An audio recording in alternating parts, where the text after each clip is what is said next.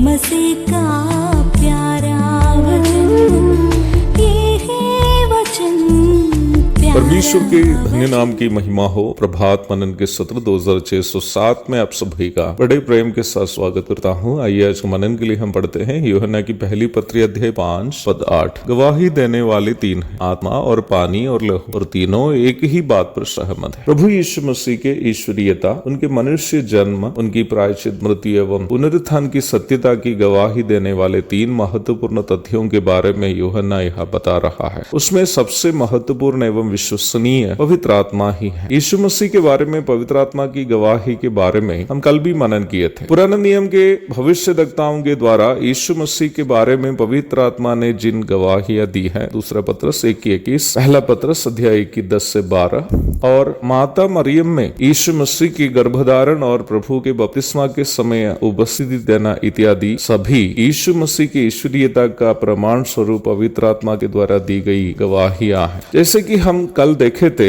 आज भी पापी इंसानों को उसी पाप के बारे में निरुत्तर करके यीशु मसीह के पास आकर उद्धार पाने हेतु उन्हें प्रेरित करने वाला भी पवित्र आत्मा ही है। यूहन्ना अध्याय 16 की 7 और 8। उद्धार पाने वालों को उद्धार की निश्चितता देकर उन्हें यीशु मसीह के पवित्र स्वभावों में तब्दील होने हेतु उसकी अगुवाई करने वाला भी पवित्र आत्मा ही है। रोमी अध्याय 8 की 17 और 23, इफिसी अध्याय 1 की 13। यीशु मसीह के संपूर्ण ईश्वरीयता की गवाही देने वाला दूसरा तथ्य लिखित वचन बाइबल है। हम कल भी ये देखे थे कि पानी वचन का एक संकेत, इफिसी अध्याय 5 की 26। प्रभु यीशु स्वयं भी ये बात स्पष्ट किए हुए है कि संपूर्ण पवित्र शास्त्र यीशु मसीह की गवाही देता है। यूहन्ना 5 की 39। उद्धार और पाप क्षमा एवं अनंत जीवन जो यीशु मसीह के द्वारा कोई भी पापी आज सौजन्य रूप में प्राप्त कर सकता है, केवल लिखित वचन पर विश्वास करने के द्वारा ही यह काम संभव है। लूका अध्याय 16 पद 29 से 31 तक और रोमी 10 की 12। परमेश्वर के लिखित वचन बाइबल में उद्धार पाने के बारे में दी गई बातों पर बिना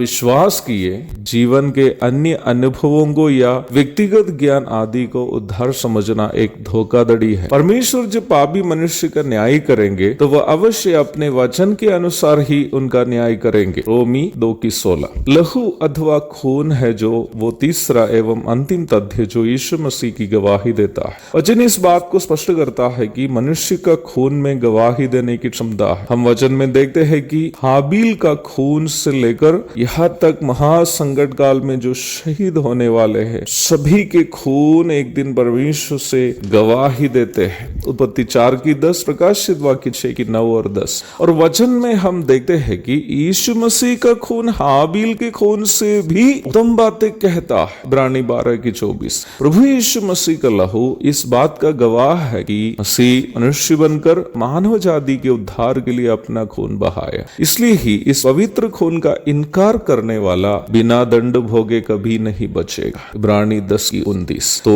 यूहन्ना स्पष्ट कर रहा है कि झूठे शिक्षकों की ये दावा गलत है कि यीशु और मसीह दो है। स्पष्ट कर रहा है कि पवित्र आत्मा, पवित्र शास्त्र बाइबल और यीशु मसीह का लहू गवाही देते हैं कि यीशु ही मसीह है और मसीह यीशु है। एक और शुभ दिन की धन्य कामनाओं के साथ आज का मनन में यहाँ समाप्त करता हूँ। प्रभु आप सबको आशीष दे। आमीन।